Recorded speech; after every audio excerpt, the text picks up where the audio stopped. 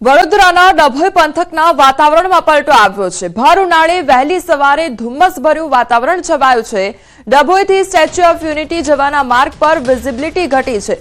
વાહન ચાલકોને વહેલી સવારે વાહન ચલાવવામાં મુશ્કેલીનો સામનો કરવો પડ્યો છે। ડભોઈના રેલવે સ્ટેશન, વેગા, શિનોર 4 રસ્તા, શિનોર રોડ તેમજ અનેક વિસ્તારોમાં ગાઢ ધુમ્મસ છવાયેલું જોવા મળ્યું છે। એક તરફ ભર ઉનાળાની શરૂઆત અને બીજી તરફ આ ડભોઈના દ્રશ્યો કે જ્યાં ધુમ્મસભર્યું વાતાવરણ જોવા મળ્યું છે। એકાએક વાતાવરણમાં વહેલી સવારથી પલટો આવ્યો છે। બીજી તરફ ધુમ્મસ છવાતા જે વાહન ચાલકો છે તેમને વાહન ચલાવવામાં મુશ્કેલીનો સામનો કરવો પડ્યો છે, કારણ કે વિઝિબિલિટીમાં ઘટાડો થયો છે। વડોદરામાં કાર અકસ્માત મામલે મોટો ખુલાસો થયો છે। રક્ષિત ચોરસિયાની કારના ડેટા મળ્યા છે અને કારના ડેટાનો વોક્સવેગન કંપનીએ રિપોર્ટ આપ્યો છે। અકસ્માત સમયે કારની સ્પીડ 130ની હતી તો રક્ષિતે બ્રેક પણ મારી ન હતી। ઓટો બ્રેકના કારણે કાર ઊભી રહી હોવાનો ખુલાસો થયો છે।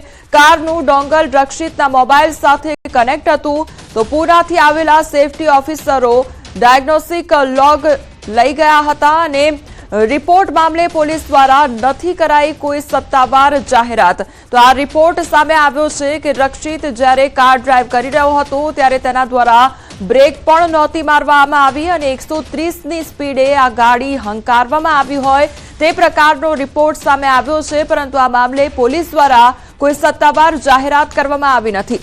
સંવાદદાતા હાર્દિક અમારી સાથે જોડાઈ ગયા છે। હાર્દિક, વડોદરામાં જે અકસ્માત સર્જાયો હતો હવે એક બાદ એક મોટા ખુલાસા થઈ રહ્યા છે, શું અપડેટ તેને લઈને? બિલકુલ થી જો હોળીના દિવસે હિટ એન્ડ રનની ઘટના બની હતી તેને રાજ્ય સહિત દેશભરમાં ચકચાર જગાવી હતી। ત્યારે આ જે વોક્સવેગન કંપની છે તેના દ્વારા આ જે કાર છે તેના ડેટા કલેક્ટ કરવામાં આવ્યા હતા અને જર્મની ખાતે તેની ચકાસણી માટે આ જે તમામ ડેટા છે તે મોકલવામાં આવ્યા હતા। ત્યારે સૂત્રોના હવાલેથી માહિતી મળી રહી છે કે જે સમયે આ રક્ષિતની કારને અકસ્માત થયો હતો તે સમયે રક્ષિતની કારની સ્પીડ જે છે તે 130 કિલોમીટરની હતી। એટલે આ સ્પીડ પરથી અંદાજો લગાવી શકાય છે કે કઈ હદે રક્ષિત જે છે બેફામ બન્યો હશે અને પોતાની જે કાર છે તે હંકારતો હશે। બીજી વાત કરીએ તો જે કારની સિસ્ટમ હોય છે તે રક્ષિતના મોબાઈલ સાથે કનેક્ટ હતી, એટલે કારની સિસ્ટમ અને મોબાઈલ ડેટા બંનેનું એનાલિસિસ કરવામાં આવ્યું છે। આ ડેટાની તમે વાત કરીએ અને રિપોર્ટની વાત કરીએ તો પોલીસ દ્વારા સત્તાવાર રીતે જાહેરાત નથી કરવામાં આવી, પરંતુ સૂત્રોના હવાલેથી આ પ્રમાણે માહિતી જે છે તે મળી રહી છે। રક્ષિતની વાત કરીએ તો રક્ષિતને જે દિવસે અકસ્માત થયો હતો તે દિવસે ટોળાએ ઢોર માર્યો હતો, તેના કારણે તેને જડબાના ભાગે ફ્રેક્ચર થયું હતું અને હમણાં 2 દિવસ પહેલા જ તેની જે સર્જરી છે તે કરવામાં આવી છે અને હાલ તે સયાજી હોસ્પિટલમાં સારવાર લઈ રહ્યો છે। જી હાર્દિક, સમગ્ર માહિતી બદલ આપનો આભાર। અમદાવાદના ચાંદખેડામાં એએમટીએસ કાર વચ્ચે અકસ્માત સર્જાયો અને એએમટીએસ બસ સ્ટેશન નજીક અકસ્માત સર્જાયો। અકસ્માતના કારણે કારમાં એક વ્યક્તિ ફસાયો હતો। અકસ્માતમાં એક વ્યક્તિનું મોત નીપજ્યું છે તો રેસ્ક્યુ માટે ફાયરની ટીમ ઘટના સ્થળે દોડી આવી છે। તો અમદાવાદની આ ઘટના કે જ્યાં અકસ્માત સર્જાયો છે, સંવાદદાતા ઋત્વિજ અમારી સાથે જોડાઈ ગયા છે। ઋત્વિજ, અકસ્માતની ઘટના એએમટીએસ અને કાર વચ્ચે અકસ્માત સર્જાયો, કયા પ્રકારની હાલ પરિસ્થિતિ? જી કોમલ, વાત કરીએ તો જે ચાંદખેડા એએમટીએસ બસ સ્ટેન્ડ પાસેનો આ બનાવ છે, જ્યારે જે એએમટીએસ બસ જઈ રહી હતી અને અચાનક જ પાછળથી જે એક્સયુવી કાર ચાલક છે તેણે એક બાઇક ચાલકને ટક્કર મારી હતી ને ત્યારબાદ તે કાર લઈને જતો હતો। તે દરમિયાન એએમટીએસ બસ અને લક્ઝરી બસની વચ્ચે તે ફસાયો હતો અને તેની ટક્કર છે તે એએમટીએસ બસને વાગી હતી। જોકે અકસ્માત એટલો ગંભીર હતો કે જે કાર હતી તે કારને મોટા ભાગે નુકસાન પહોંચ્યું છે અને જે કારની અંદર સવાર વ્યક્તિ હતા તેમાંથી એક વ્યક્તિનું મોત થયું છે, જ્યારે એક વ્યક્તિ છે તે ઈજાગ્રસ્ત છે। તેને હાલ સારવાર માટે નજીકની હોસ્પિટલમાં ખસેડવામાં આવ્યો છે। જે વ્યક્તિ કારમાં ફસાયા હતા તેને બહાર કાઢવા માટે અમદાવાદ ફાયર બ્રિગેડની 5 ટીમો છે તે ઘટના સ્થળ પર પહોંચી હતી અને 5 ટીમો દ્વારા આ કામગીરી કરવામાં આવી હતી। પોલીસને જાણ થતા એલ ડિવિઝન ટ્રાફિક પોલીસ છે તે પણ ઘટના સ્થળ પર પહોંચ્યા છે અને હાલમાં આ સમગ્ર મામલે વધુ તપાસ કરવામાં આવી રહી છે। જે ઋત્વિજ, કયા સમયગાળા દરમિયાન અકસ્માત સર્જાયો હતો? બીજું કે આપે કહ્યું કે બાઇક ચાલકને પણ ટક્કર મારી હતી, તો અત્યારે તેની શું પરિસ્થિતિ છે, તેને લઈને કોઈ અપડેટ? જી કોમલ, વાત કરીએ તો હાલમાં જે પ્રાથમિકતા રહેલી હતી કે કારમાં જે વ્યક્તિ ફસાયા હતા તેને બહાર કાઢવા માટેની જે પ્રાથમિકતા રહેલી હતી એટલે ફાયર બ્રિગેડની ટીમ દ્વારા તેને તાત્કાલિક બહાર કાઢીને નજીકની હોસ્પિટલમાં ખસેડવામાં આવ્યો છે। બાઇક ચાલકે હાલ જે તેને કોઈ ઈજા પહોંચી છે કે કેમ એ પોલીસ દ્વારા તપાસ કરવામાં આવશે। પરંતુ જે પ્રકારે ગંભીર અકસ્માત સર્જાયો હતો તેને લઈને હાલમાં આ કાર્યવાહી પોલીસ દ્વારા કરવામાં આવી છે। જે ઋત્વિજ સમગ્ર માહિતી બદલ આપનો આભાર.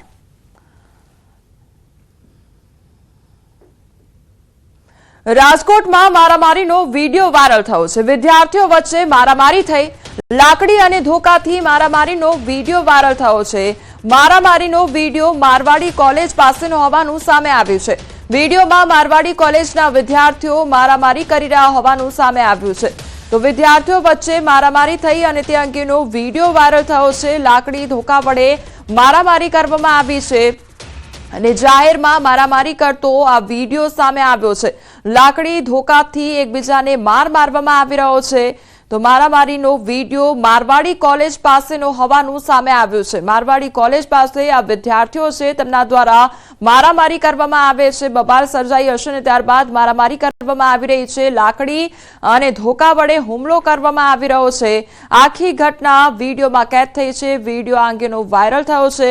તો વિદ્યાર્થીઓ વચ્ચે બબાલ સર્જાઈ અને જાહેરમાં છૂટા હાથની મારામારી કરવામાં આવી રહી છે. મારવાડી જે કોલેજ છે તે બહારની આ ઘટના છે કે જ્યાં વિદ્યાર્થીઓ એકબીજા સાથે બાખડી પડ્યા હતા અને ત્યારબાદ મારામારી કરવામાં આવી હતી. લાકડી અને ધોકા વડે મારવામાં આવ્યો હતો, હુમલો કરવામાં આવ્યો હતો અને આખી ઘટના વિડીયોમાં કેદ થઈ છે. વિડીયો અત્યારે વાયરલ થઈ રહ્યો છે. તેને લઈને પણ અનેક સવાલો ઉદ્ભવી રહ્યા છે કે આખરે આ વિદ્યાર્થીઓ કોણ હતા. સંવાદદાતા અંકિત અમારી સાથે જોડાઈ ગયા છે. અંકિત, વિદ્યાર્થીઓ બાખડ્યા અને જાહેરમાં લાકડી ધોકા વડે હુમલો કરવામાં આવ્યો છે, શું અપડેટ તેને લઈને? ચોક્કસ કોમલ, ખાસ કરીને વાત કરવામાં આવે તો જે વિડીયો ખાસ કરીને હાલ અત્યારે વાયરલ થયો છે તે રાજકોટ મોરબી હાઈવે ઉપર આવેલી જે મારવાડી યુનિવર્સિટી છે તેનાથી જે બહાર જે રોડ છે રાજકોટ મોરબી હાઈવે ઉપર ત્યાંનો હોવાનું છે તે સામે આવ્યું છે. સાથોસાથ જે વિદ્યાર્થીઓ દ્વારા જે ડ્રેસ પહેરવામાં આવ્યો છે તે ડ્રેસ રાજકોટની જે મારવાડી યુનિવર્સિટીના વિદ્યાર્થીઓનો હોવાનું પણ છે તે સામે આવ્યું છે. ત્યારે વાયરલ વિડીયો મામલે હાલ અત્યારે કુવાડવા રોડ પોલીસ દ્વારા હાલ તપાસ છે તે શરૂ કરવામાં આવી છે. હજુ સુધી કોઈ સત્તાવાર રીતે ફરિયાદ નોંધાવા નથી પામી. કયા કારણોસર વિદ્યાર્થીઓ વચ્ચે માથાકૂટ થઈ હતી, પરંતુ કોલેજના વિદ્યાર્થીઓ સરેઆમ આ રીતે જાહેરમાં બાખડતા હોય, જાણે કે પોલીસનો ડર જ ન હોય તે પ્રમાણે લાકડી છે અને ધોકાનો ઉપયોગ કરતા હોય, તેને લઈને પણ હાલ અત્યારે અનેક સવાલો છે જે હાલ અત્યારે કોમલ ઉભા થઈ રહ્યા છે. જી અંકિત, સમગ્ર માહિતી બદલ આપનો આભાર. સુરતમાં પ્રમોશન માટે ટ્રાફિક જામ કર્યો. મોબાઈલની દુકાનના પ્રમોશન માટે ટ્રાફિક જામ કરવામાં આવ્યો. સોશિયલ મીડિયા માટે લોકોના જીવ જોખમમાં મૂકવામાં આવ્યા. વરાછા વિસ્તારમાં દુકાન માલિકે નિયમો નેવે મૂક્યા હતા. વરાછા વિસ્તારની મોબાઈલની દુકાનના પ્રમોશન માટે ટ્રાફિક જામ કર્યો. ફોલોઅર્સ વધારવા જાહેર રસ્તા પર સ્ટન્ટ કર્યા. લોકોને ચાલુ જીપમાં મોબાઈલની દુકાન ધરાવતા વ્યક્તિએ ગિફ્ટ આપી છે. તો સુરતના વરાછા વિસ્તારની આ ઘટના કે જ્યાં ટ્રાફિક જામના દ્રશ્યો સર્જાયા છે. સંવાદદાતા કીર્તેશ અમારી સાથે જોડાઈ ગયા છે. કીર્તેશ, પ્રમોશનના નામે ટ્રાફિક જામ કરી દેવામાં આવ્યો છે. આખરે કયા પ્રકારની પરિસ્થિતિ સર્જાઈ હતી? શું પ્રમોશન કરવામાં આવ્યું હતું? બિલકુલ, આ વિડીયો થોડા સમય પહેલાનો છે, સોશિયલ મીડિયામાં વાયરલ થયો છે અને જે પ્રકારે વિડીયો પાછળના લખાણો સામે આવી રહ્યા છે કે જો સામાન્ય વ્યક્તિ આ પ્રકારના સ્ટન્ટ કરે તો તેના દંડનીય કાર્યવાહી કરવામાં આવે છે, કાયદાકીય કાર્યવાહી કરવામાં આવે છે. પણ સુરતમાં કેટલી મોબાઈલની દુકાનો વાળા પોતાની દુકાનનું પ્રમોશન કરવા જે પ્રકારના સ્ટન્ટ કરતા હોય છે, રસ્તા પર ફ્રી ગિફ્ટ આપતા હોય છે, જેને લઈને લોકોને અડચણરૂપ થતી હોય છે. એટલે કે જીવનું જોખમ સાથે સાથે ચાલુ ગાડીએ જે રીતે મોબાઈલ આપવામાં આવતા હોય છે, ગિફ્ટ આપવામાં આવતી હોય છે, જેને લઈને લોકોને અકસ્માત થવાનો ભય છે.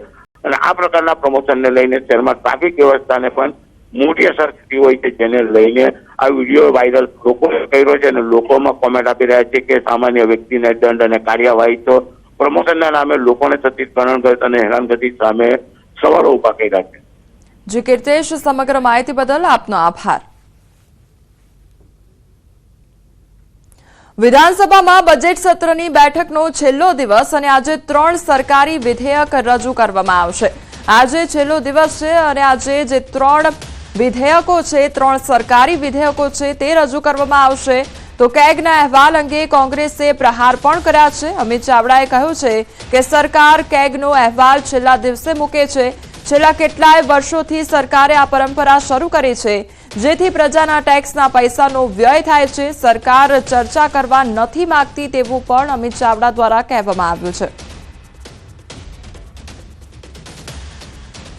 પણ ચર્ચાથી ભાગવા માટે આ કેગનો અહેવાલ છેલ્લા દિવસે મૂકવામાં આવે છે, દુર્ભાગ્યપૂર્ણ છે.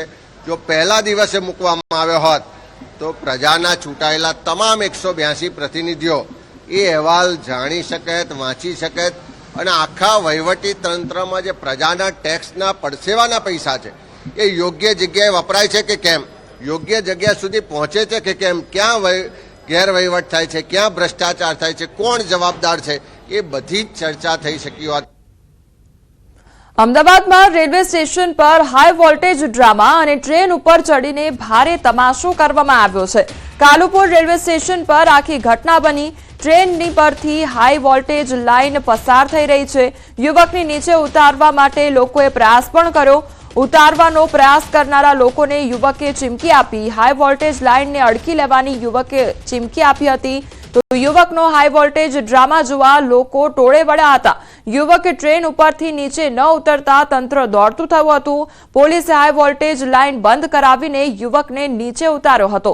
તો યુવક દ્વારા આ ડ્રામા કરવામાં આવ્યો હતો અને નીચે ઉતરવાનું નામ નહોતો લઈ રહ્યો. ત્યારબાદ તંત્ર દ્વારા જે હાઈ વોલ્ટેજ લાઇન હતી તે બંધ કરીને યુવકને નીચે ઉતારવામાં આવ્યો હતો.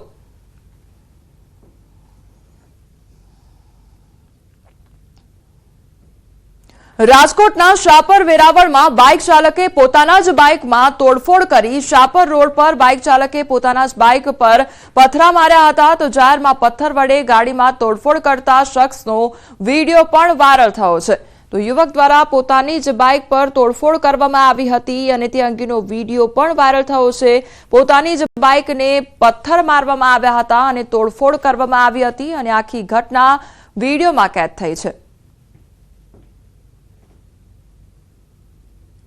રાજકોટના જેતપુર પંથકમાં પોલીસની કાર્યવાહી હાથ ધરવામાં આવી છે. અસામાજિક તત્વો સામે પોલીસ એક્શન મોડમાં આવી ગઈ છે.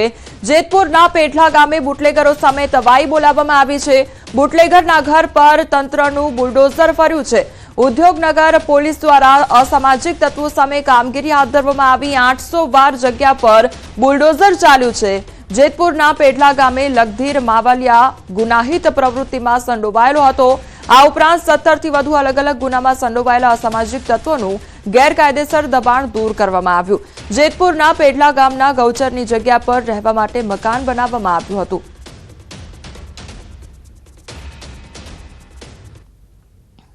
બનાસકાંઠાના દાંતીવાડામાં ડીસા સિવિલ હોસ્પિટલમાં મોડી રાત્રે હોબાળો થયો.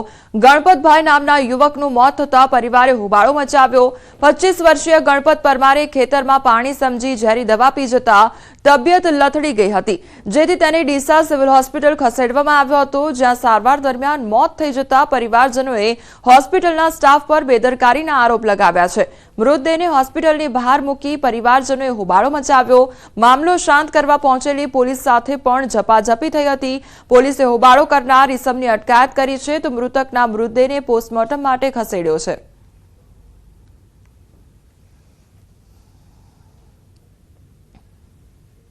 રાજકોટમાં હિટ એન્ડ રનમાં યુવકનું મોત નીપજ્યું છે. જેતપુર નેશનલ હાઈવે પર અકસ્માત સર્જાયો છે. અજાણ્યો વાહન ચાલક અકસ્માત સર્જી ફરાર થયો છે. સર્વિસ રોડ પર અકસ્માતમાં યુવકનું મોત નીપજ્યું છે. જેતપુર શહેરના ઘેટાવાળા પ્લોટમાં રહેતા યુવકનું મોત થયું. યુવકના મૃતદેહને પોસ્ટમોર્ટમ અર્થે સરકારી હોસ્પિટલ ખાતે ખસેડવામાં આવ્યો છે. જેતપુર ઉદ્યોગનગર પોલીસે તપાસ હાથ ધરી છે. બારડોલી વ્યારા નેશનલ હાઈવે પર અકસ્માત સર્જાયો. તો બારડોલીથી વ્યારા જતી બે ટ્રક વચ્ચે અકસ્માત સર્જાયો. આગળ ચાલતી ટ્રક પાછળ બીજી ટ્રક ધડાકાભેર અથડાઈ હતી. બંને ટ્રક રેતીના કાર્ટિંગમાં હેરાફેરી કરતા હતા. અકસ્માતની ઘટનાની જાણ થતાં બારડોલી ફાયર અને બારડોલી રૂરલ પોલીસ ઘટનાસ્થળે પહોંચી આવી હતી. બારડોલી ફાયર દ્વારા રેસ્ક્યુ કામગીરી હાથ ધરવામાં આવી હતી. અકસ્માતની જાણ થતાં લોકોના ટોળા એકત્રિત થઈ ગયા હતા.